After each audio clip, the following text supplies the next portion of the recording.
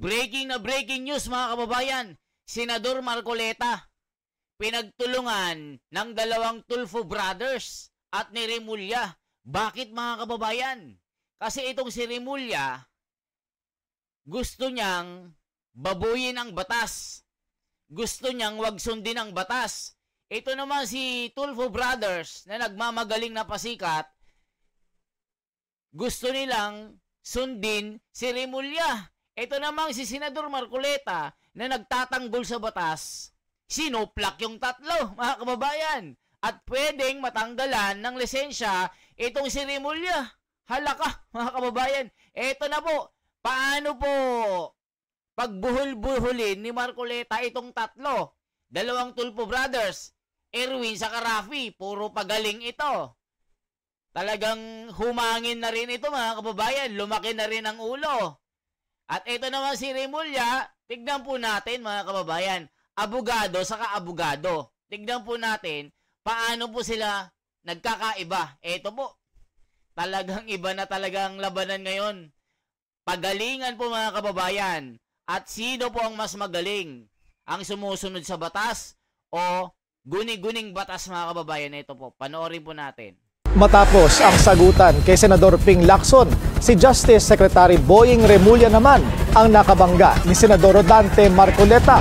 Kinwestiyon ni Marcoleta si Remulla kung bakit kailangang ibalik ang ill-gotten funds ng isang akusado para mapasama sa Witness Protection Program. Narito ang agenda report ni Dexter Ganibe ng Abante. Si Senator Bam Aquino ang unang nagtanong kay Justice Secretary Jesus Crispin Remulla kaugnay ng pagsasauli ng mga ari-arian. Bilang isa sa batayan kung maaring maisailalim sa Witness Protection Program ang isang testigo na kabilang sa mga akusado sa flood control scandal. Tama ba na pwede itong gawing kondisyon sa pagpasok sa Witness Protection Program o pagiging state witness? O hindi ho kasama ang usapin po ng pagbabalik ng pera? Ang pagbabalik ng pera, yan po inuutos ng korte. Pero para ho makita natin ang good faith ng isang testigo, isang tanong po yan na binibigay natin sa kanila. Kasi kung gusto ho nila maprotektahan, dapat yung full good faith, isosolid talaga nila. Yun po yung isang test natin sa kanila. Dito na kwenestyon na Senador Rodante Marcoleta ang DOJ kung bakit naging batayan ngayon ang pagsasauli ng pera o ari-arian bago tanggapin sa WPP. Pero nilinaw ni Remulla na hindi requirement ang pagsosoli ng pera o ari-arian para maging state witness. And there is a process. In the process, restitution is not one of the requisites. That correct? Opo, pero if it's in terms of this case being a financial crime, sir, this is a crime against the financial status of the Filipino people, of the Philippine Republic. I think that it's just right. Mr. Secretary, are you amending the provision of the law? No, sir. No, sir. But that is how we run the Witness Protection Program. Lalong uminit ang sagutan nang sabihin ni Marcoleta ang proseso ng criminal prosecution at ang civil liability ng isinasakdal at ang pagsusoli ng ninakaw na pera o ari-arian ay mangyayari lamang niya kapag napatunayan na. Goodwill and sincerity should be done para itest. Pwede ba yung ganito? I respect your opinion, sir. But it is not my opinion, it is in the law, Mr. Secretary. Yes, sir. Yes, sir. But I am operating... The arbiter sir, is the law. Sir? May I speak, sir? Yes, you are. I'm operating from the vantage point of the reason behind the law, sir. What is the reason behind the law? So that we can get justice, and justice can only be attained if there is restitution. So that is the principle behind all of these things that we are talking about now. Mr. Secretary, restitution will come after. It cannot be. Sir, it can come before or after, sir. It can come before or after. You cite the law that it come before. Wala nga po sa batas eh. Huwag po ninyo babaguhin ang batas, Mr. Secretary. We are operating on a unique set of facts, and we are, all of these matters are being evaluated because the gravity of this financial crime cannot be underestimated. And that the more assets that we're able to preserve at the outset, the better for our country, sir. Hindi tanggap ni Senador Marcoleta ang paliwanag ni Secretary Remulla dahil kailangan na niya nakabase lahat sa batas ang hakbang ng DOJ. Babala rin ni Marcoleta, sa ginagawa ni Remulla, maaari siyang matanggalan ng lisensya bilang abogado. Yan ang sinasabi natin mga kababayan. Itong ginagawa kasi ni SOJ, Secretary Remulla ng DOJ, hindi niya po sinusunod ang batas. Ganito rin po ang ginawa niya kay PRRD. Without warrant of arrest, hinuli ni General Torre itong si Tatay Digong. Hindi po nila idinian sa Korte Suprema. Kaya pala, di ba mga kababayan, ito ang sinasabi ni Marcoleta. Bakit mo babaguhin ang batas? Pwede kang matanggalan ng lisensya o ma-disbarred ito sa kanyang pagka-abogado. Hala ka, mga kababayan, ang tindi ni Marcoleta. Ito ang abogado. Talagang malinaw. Hindi guni-guni. O Tito Soto, Lacson, take note. Dapat alamin nyo ito. Dapat wag guni-guni. Nakita nyo po, nawawalan na tuloy ng tunay na pagkilala ng batas. O ngayon naman si Tulfo, pabida. At yung kanyang kapatid na si Rafi Tulfo, mag-iingay din. Akala mo may alam din. Aba, eto po. I'm very sorry, sir. Also, sir, I'm very sorry too if you do not agree with me. But I respect your opinion, sir, and we will carry out our job as we deem fit, as we see. Mr. Chair, I said I am not needs. expressing an opinion here. I am articulating the provision of law. You do not change the provision of law, Mr. Secretary. You may be disbarred from doing this. Then, it's your opinion, sir. It's your option, sir. Sinabi ko na nga hindi ko opinion dito. I am Then it's your option, sir. It is what you wish to happen. Sabi naman ni Senator Rapi Tulfo, marapat lang napakinggan ang sigaw ng taong bayan. Na sinigundahan ni Senator Erwin Tulfo na nakita naman niya noong linggo ang hiyaw ng mga nagrally sa iba't ibang lugar sa bansa laban sa korupsyon. Kaya nga po, dito po sa mga kontraktor, mga opisyal, isole ninyo ang pera ng taong bayan.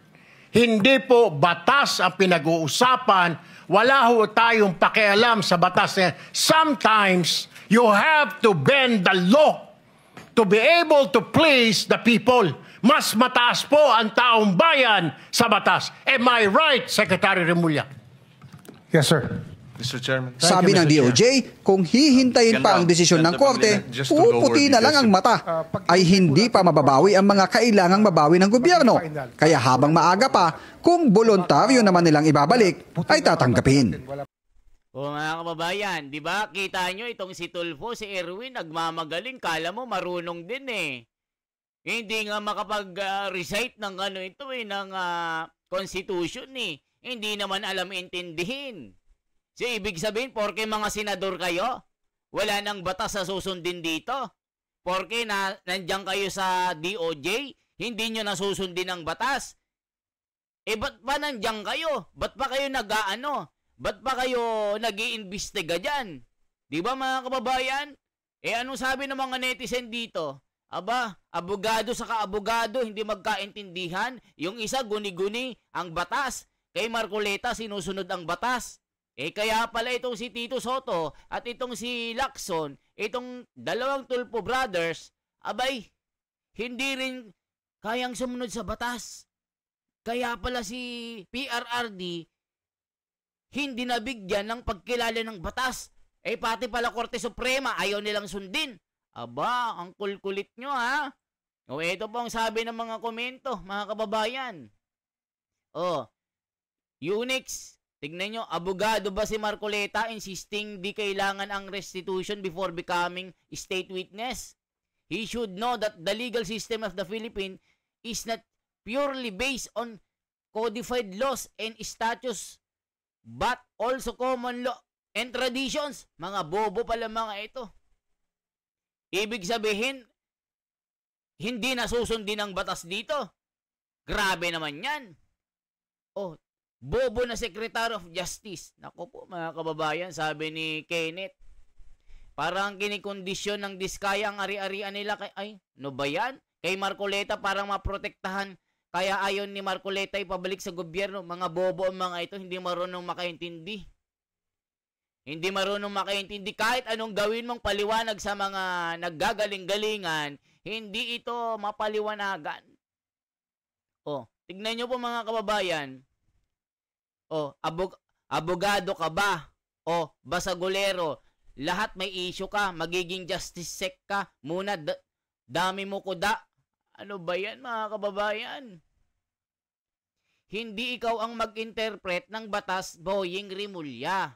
Kung kayo dyan sa mataas na posisyon sa gobyerno ay bumabali ng batas, paano na lang ang ordinaryong mamamayan? Civil war ang mangyayari kung lahat tayo ay magkanya-kanya ng interpretation ng batas. Namihasa sa case of first impression kay PRRD, ngayon pati witness protection program, ganun ang gagawin. O tignan nyo, ang ginawa kay PRRD, wala sa batas. Ngayon naman sa State Witness Protection Program, ayaw nilang sundin. Grabe yan, mga kababayan. Nung panahon ni Duterte, batas ba pumatay ng pumatay? O tignan nyo mga ito, basta mga mga adik ang putik. Nakakagalit ang mga ito. O tignan nyo mga kababayan. O, discussion about potential state witness in favor of person not yet charged in court and their participation in committing the crime is yet determined that they are the less guilty is premature. Why is this investigation closed already and the disguised are the only witnesses? O tignan nyo mga kababayan. Diyos ko, ano ba itong si Boying at itong si Tulfo Brothers, naggagaling-galingan, hindi naman marunong. Grabe naman ang mga ito.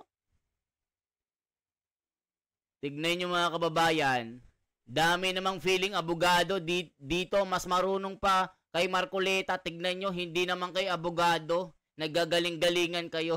Ano kayo, mas magaling kayo kay Marcoleta? Tulfo Brothers, mas magaling kayo? Anong binatbat nyo kay Marcoleta? Tignan nyo itong si Boying. Pwede siyang madisbarred. Pwede siyang matanggalan ng lisensya dito. Di ba mga kababayan? O, yan ang mahirap pag galing sa kangkungan ang nasa posisyon. Walang alam sa batas. Kaya saring batas niyang sinusunod. Sariling batas. Wala na pala saysay ang batas. Diyan. Aba Tulfo, na wala na tayo sa pakialam sa batas. Taong bayan ang masusunod. Na gumawa ng batas, Tulfo, edi magsilayas na kayo dyan, itama nyo ang batas. O tignan nyo mga kababayan, tulog sa Rimulya kay mura ng, nako po mga kababayan, DOJ ka tapos di ka susunod sa batas.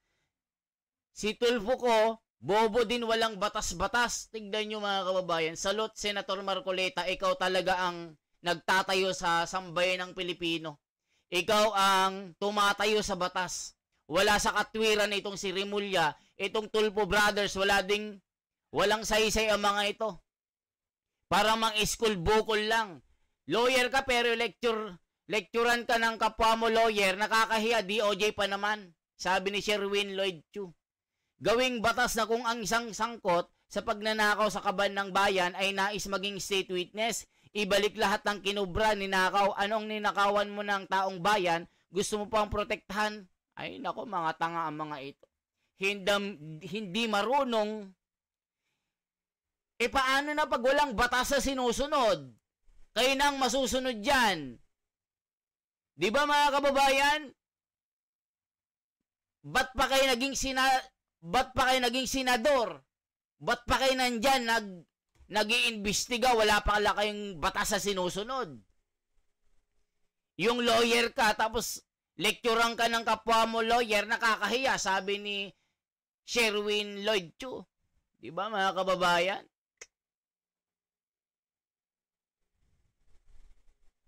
Ano ba yan? No one is above the law. Tapos sasabihin na mataas ng taong bayan sa batas. Ano daw, Tulfo? Ano ba yan, mga kababayan? Nakakagalit, no? Porke nasa posisyon sila. Tignan nyo, itong Tulfo Brothers, galing-galingan. Ano yun? Mas mataas kayo sa batas? Taong bayan na ang masusunod? Anong silbi ng batas na yan? Ano ba yan mga kababayan? Nakakagalit eh. Nakakahiya, abogado ka, lecturean ka ng kapwa mo, abogado. O mga kababayan, kayo humusga, sino ang tama? Yung tatlong naggagaling-galingan. Yung dalawang tulfo na galing-galingan. Saka yung isa din na abogado pero hindi naman marunong. Nilecturean ni Marcoleta. Kaya pala itong si Tito Soto, wala ding alam. Saka itong si Lacson, bira ng bira, wala namang alam. Binabaluktot yung batas ngayon. Kaya nakikita ng taong bayan, ang ginagawa nyo, itbulagaan lang ito. Di ba mga kababayan? O, yan lamang po, na high blood ako dun eh. Yan lamang po ang aking bahagi, mga kababayan. Yung matanda sa likod, tinatawanan si Tulfo eh. Ano ka? Ano sinasabi mo? Ano? Ano ba yan, Tulfo? Bumaba ka na nga dyan. Galing-galingan ka, puro ka accent, di mo nang bagay. Mag-vlog ka na lang, sabi ni Mokong 1995. Hay, Diyos ko, nakakahiblad. Yan lamang po aking bahagi, mga kababayan. Pa-like, pa-share po at pa-subscribe. Salamat po.